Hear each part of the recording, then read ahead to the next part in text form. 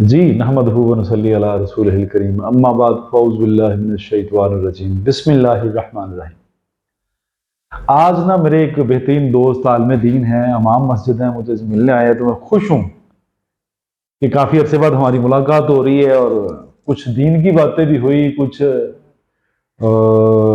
सेहत के लिहाज से भी बातें हुई। तो कारी साहब, मैं इनका तारुफ करा दूं, हाफिज़ मोहम्मद अवैध साहब हैं, कमीर शरीफ यानी अलमरूफ नगरी ख्वाजा मोहम्मद पनाह अड्डा कमीर जिसे कहते हैं, फेमस तो कारी साहब जी अड्डा कमीर है ना। जी जी तो वहां से कारी साहब इमाम मस्जिद है, तशरीफ लाए हैं। तो छोटी सी बात हो रही थी, तो मैंने कहा कि रिकॉर्ड ही कर लेते हैं, दूसरों का फायदा हो जाता है। कारी साहब एक क्वेश्चन लेके आए हैं, बात की थी कारी साहब ने। जी कारी साहब, क्या बच्चों के मतलब क्या फरमा रहे थे, क्या क्या जी। होता है? सबसे पहले तो मैं हकीम साहब का शुक्रिया अदा करता हूँ कि इन्होंने अपने कीमती लम्हात में से हमें अल्हम्दुलिल्लाह टाइम अता किया। बहुत शुक्रिया कारी तो साहब। इस हवाले से बातचीत हो रही थी, तो मैंने सोचा कि इनसे एक सवाल कर लिया जाए कि आजकल मौसमी जो तब्दीली है, इस बैठ जाए लिहाज से बेटा। बच्चों में मतलब खांसी, नज़ला, ज़ुकाम, सीने की तकलीफ, इस तरह के मतलब बच्चों के हवाले से ये मेरे ज़हन में सवाल था कि हकीम साहब से ये सवाल किया जाए और बच्चों के हवाले से हल पूछा जाए कि इसका हल क्या है, इसका इलाज क्या है।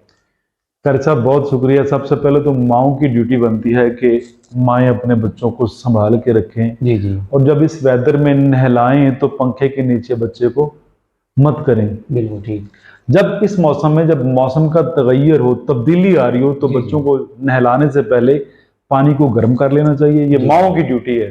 सही। बच्चे को ठंडा पानी नहीं देना, बच्चे को कोल्ड ड्रिंक, अक्सर क्या होता है कहीं मेहमान जाते हैं, घर में कोल्ड ड्रिंक आती है तो बच्चों को बड़े शौक से पिलाती हैं। पिलाते हैं। जी जी कारी साहब, ये ज्यादा मोस्टली सबब जो है ठंडा पानी पीने से, ठंडे पानी से नहाने से, जी जी एसी में रहने से, रात को अगर कोई बच्चा बाहर सो जाए, जी जी। आजकल आपको पता है त्रेल वगैरह हाँ पड़ती जी है, हाँ जी। शबनम पड़ती बिल्कुल है, बिल्कुल उस वजह सही। से भी ये चेस्ट के आवाजात, और मोस्टली जो ज्यादा है ना, ये हमारे कोल्ड ड्रिंक की वजह से है। सही। अब आगे क्या है कि ट्रीटमेंट तो कारी साहब आपको भी पता है ही नहीं, जी भागे फिर रहे हैं ना, ये टेस्ट करा लो, उसके जी पास चले जी। जाओ, इसके पास चले जाओ, तो कारी साहब ट्रीटमेंट नहीं है।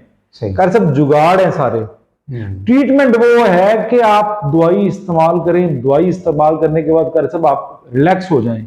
सही। ये टेस्ट करवाते फिरे, दवाइयां लेते फिरे 6-6 महीने बच्चों के, नहीं, ये गलत है कारी साहब, ये धोखा है। सही। जो पहले हम लोग मेडिसिन अल्लाह की बनाई हुई इस्तेमाल करते थे जब हम बच्चे थे, जी कुदरती तो चीजें। क्या होना जी कि अगर मुझे या मेरे भाई को या किसी को चेस्ट का इन्फेक्शन हो गया है, गले का इन्फेक्शन हो गया है, इवन के नमूनिया तक भी हो गया है, जी तो जी। डॉक्टर तो होते ही नहीं थे उस होते वक्त। ही नहीं थे। जी जी। हम क्या करते थे कि दादी मेरी कहा करती थी, अल्लाह उनको जन्नत और फिरदौस में अल्लाह मुकाम हाँ अता फरमाए, या घर की जो बड़ी खवातीन है वो कहा करती थी कि एनू शायद ते अंडे की जर्दी मिक्स करके हाँ। खुआओ। बिल्कुल बिल्कुल। कारी साहब यही था। बिल्कुल ऐसा। अब क्या है कि मेडिकल साइंस कह रही है आपने शायद खाना नहीं। सही। मेडिकल साइंस कहती है कि आपने जर्दी खानी नहीं। वो क्यों कह रही है? जी जो फार्मी अंडे है ना, जी। उसकी जर्दी वाकई ही डेंजरस है। सही। वाकई ही उसकी जर्दी जो है जी वो डेंजरस है, इसलिए कहा जाता है कि आपने जर्दी नहीं खानी। लेकिन मैं कहता हूं देसी अंडे, जो अब तो हमारे जो पढ़ी लिखी कम्युनिटी है अमूमी तौर पे जी। जर्दी नहीं खा रहे, और कहते कि वाइटनेस बस खानी है। सही। वाइटनेस खा के बाकी कहते हैं जनाब ये जर्दी नहीं खानी, वो फेंक देनी है, इस तरह के मामले कर रहे हैं। हालांकि होना ये चाहिए कि हमें कुदरती गजाएं जो हैं उनकी तरफ रागब होना चाहिए, ना कि वो छोड़ दें। अल्लाह की नेमतें हैं। सही। हम अपनी ट्रीटमेंट के चक्कर में अल्लाह की बड़ी सारी नेमतें छोड़ रहे हैं। आपके सामने आप ऐसा करते हैं कि सबसे पहले तो यह है कि अपने बच्चों की मालिश करें, सही। सरसों के तेल की मालिश करें, बच्चों को ढांप के रखें, हवा ना लगने दें, और जब नहलाएं, खासतौर पे सर्दी में और मौसम की तब्दीली में, जी। तो बच्चों को नहलाने से पहले पानी का गर्म होना चाहिए। जब पानी गर्म से नहलाएंगे, फिर पंखे के नीचे बच्चे को नहीं डालना, ये मेरी नसीहत है। इससे ज्यादा काम खराब हो रहे हैं। ठंडे जूस, पैकेट जूस, कुरकुरे, लेज, निम्को, पापड़, सलांटियां करे, सब ये क्या है? जो बच्चे ये देखे, वो जूस को पैकेट में बंद क्यों किया हुआ है कि उसके अंदर पता ही ना हो क्या है। हालांकि शीशे की तरह भी तो पैकेट बन सकता है ना, पर डिजाइनिंग ऐसी की जाती है कि पता ही ना चले अंदर क्या है। जूस में हमने स्ट्रॉ लगाई है और उसी तरह डायरेक्ट वो अंदर चला गया, स्ट्रॉ लगा के, ऐसे ही है। आपको कारी साहब ये तो नहीं पता अंदर क्या है। क्या चीज? लिहाजा अगर अपनी नस्ल को आप बचाना चाहते हैं, आगे लेके जाना चाहते हैं, देखिए जिन जिन बच्चों को स्टार्ट में गले का इन्फेक्शन होता है, चेस्ट का इन्फेक्शन होता है, निमोनिया हो जाता है, डबा हो जाता है, जी फ्यूचर में कारी साहब उनको जाके टीबी भी हो जाती है। फ्यूचर में दमा भी हो जाता है, फ्यूचर में केरा, नजला, जुकाम, चेस्ट के अवारजात, दमा, जी जी खांसी, ये उसके बाद क्या, फालज, लकवा, ये सर्दी की मर्जें हैं। जब आपको ठंड लगेगी सबसे पहले कारी साहब सीना जो है ना वो ब्लॉक होगा, जी। चेस्ट का इन्फेक्शन होना शुरू हो जाएगा। तो कारी साहब अगर बचपन में इन बच्चों की हमने केयर न की तो हमारी जो आने वाली नस्ल है कारी साहब ये बड़ी प्रॉब्लम में आएगी। बिल्कुल लोग आ भी रहे हैं, आप देख रहे होंगे शायद कितने कितने, वो जिस तरह आप मुझे बता रहे थे कि वो इनहेलर का मशवरा दिया था कि इनहेलर यूज कर लें।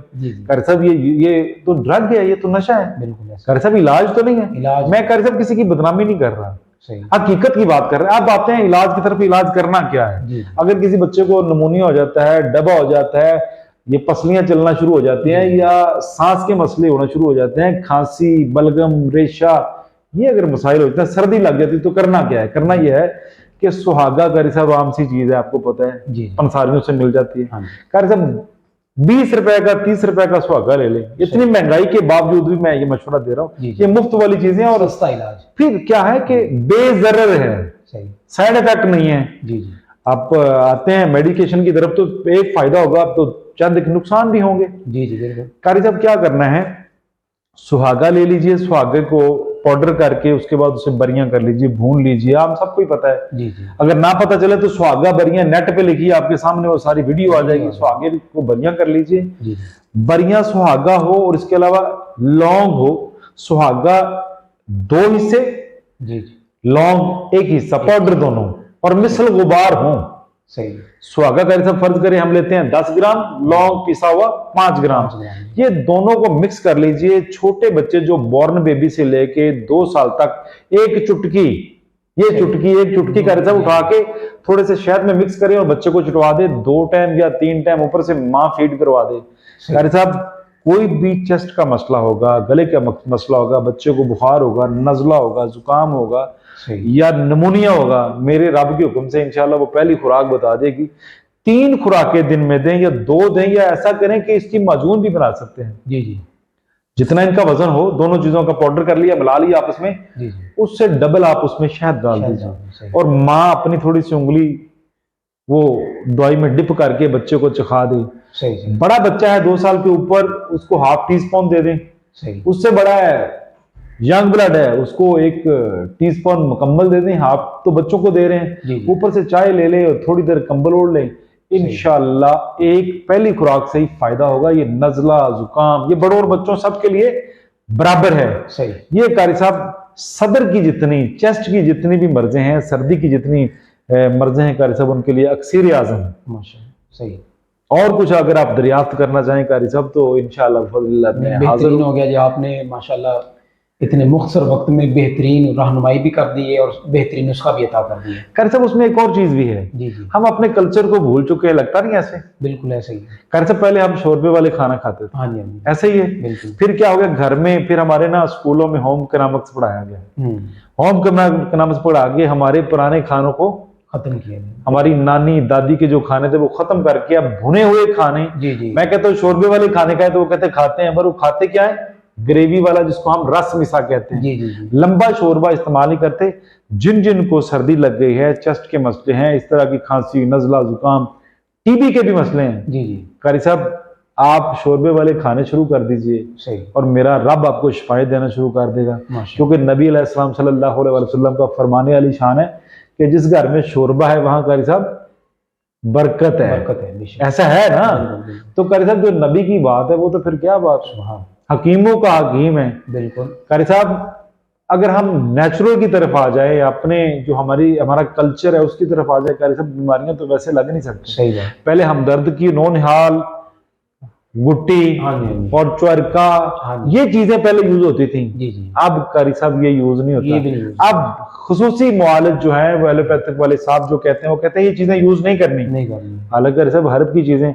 मेरे पास लोग आते हैं पेचेस लगे हुए हैं, बच्चों की हालत खराब हुई होती है, जब उनको समझाते हैं तो पढ़ी लिखी जो माएँ हैं, अब जो पढ़ी लिखी माएँ हैं वो नेचुरल की तरफ नहीं जाती, वो मेडिकेशन की तरफ जाती हैं। और जब काम खराब कर बैठती हैं, अभी 3 साल हो गए मेडिसिन खा रहे हैं, 2 साल हो गए मेडिसिन खा रहे हैं, 4 साल हो गए मेडिसिन खा रहे हैं, फिर कारी साहब हमारे वो मतलब जब वो काम खराब कर बैठते हैं फिर हमारे पास आते हैं, तो फिर अब जब डील करते हैं तो बोला क्या कहते हैं, जी यार ये तो वही पुराना कल्चर। ओ भाई बात ये है कि तरीक से सारा कुछ सीखते हो ना। सही बात। कारी साहब तरीक से सीखते हो तो आपको चाहिए जी जी कि आप, कारी साहब ऐसा है कि हर काम तरीक से लेते हैं ना, जी हाँ। कुरान हदीस दीन सारा कुछ तरीक से लेते हैं। तो तिब में या सेहत के लिहाज से आप पुराने खाने क्यों नहीं खाते, चेंज क्यों कर दिया गया? क्योंकि मेडिकल स्टोर बड़े कर दी जाए। इस बात से मेरे दोस्तों को काफी तरह कोई अच्छा नहीं लगेगा कि दवाइयां ज्यादा बढ़ा दे हाँ जी। और खाने आपके चेंज करके बीमारियां ज्यादा कर दें। खुराकें नहीं खानी आपने, गजा जो है दूध घी मक्खन शहद छोटा गोश्त बड़ा गोश्त ये चीजें नहीं खानी आपने, दवाइयां खानी। हम पे ये मसलत किया जा रहा है, गौर किया हम? तो अगर जब इसके अलावा कुछ और मामला है तो मैं इंशाल्लाह हाजिर हूँ बहुत इसको। मुबारक आपकी। बहुत शुक्रिया कारी साहब।